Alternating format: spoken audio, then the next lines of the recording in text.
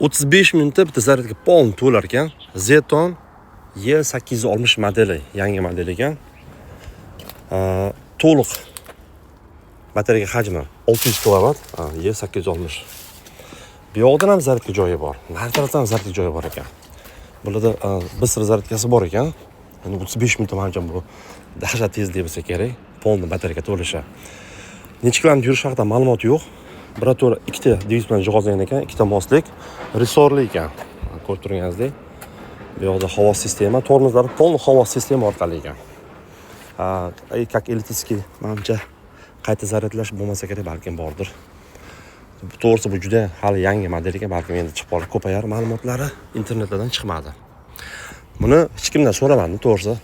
Google terib chiqdim, bor yo'q shu ma'lumotlar kelib chiqdi. Akalar ma'lumotda qiziq bo'lgan, kuzatishni davom etinglar. E'tiboringizga Zeton E860. Charchamanglar.